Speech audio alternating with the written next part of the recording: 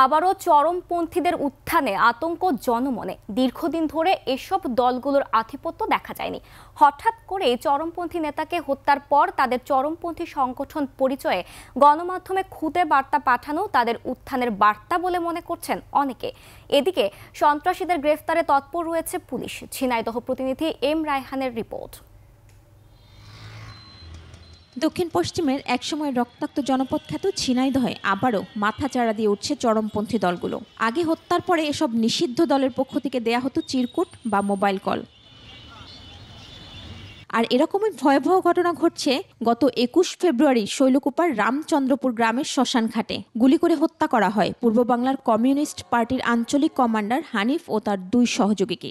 এতে হত্যার দায় স্বীকার করে গণবাহিনী পরিচয়ে আগের মতো গণমাধ্যমে খুদে বার্তা পাঠিয়েছে আরেক চরমপন্থী সংগঠন জাসদ। চরমপন্থীদের এই উত্থানে জনমনে সৃষ্টি হয়েছে আতঙ্ক। তাহলে কি আবারও মাথাচাড়া দিয়ে উঠছে এসব সংগঠন?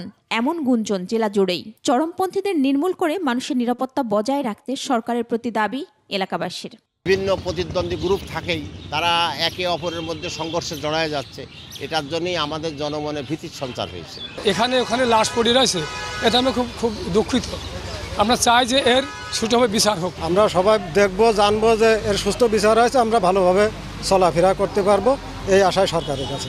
আসছে নির্বাচনের কারণেই তাদের উত্থান বলে মনে করছেন মানবাধিকার নেতারা। ৫ই আগস্ট পরবর্তী সময়, সেই জন্যে এটাও একেবারে সম্ভাবনা উড়িয়ে দেওয়া যায় না যে তারা নতুন করে আবার কোনোভাবে সংগঠিত হয়ে আগামী নির্বাচনেও তারা ব্যবহৃত হতে পারে। দুটি চরমপন্থী দলের মধ্যে দ্বন্দ্ব নিয়ে এই হত্যাকাণ্ড হতে পারে বলে ধারণা পুলিশের।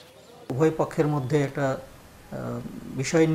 কোনো বিষয় নিয়ে এটা থাকতে পারে এবং সেই বিষয়ে সুরাহা না হওয়াতেই হয়তো তাদের মধ্যে এই গোলাগুলিটা হতে পারে। নিহত চরমপন্থী সংগঠন পূর্ব বাংলার কমিউনিস্ট পার্টির আঞ্চলিক কমান্ডার হানিফের নামে 15টি হত্যাসহ অর্ধশত মামলা রয়েছে।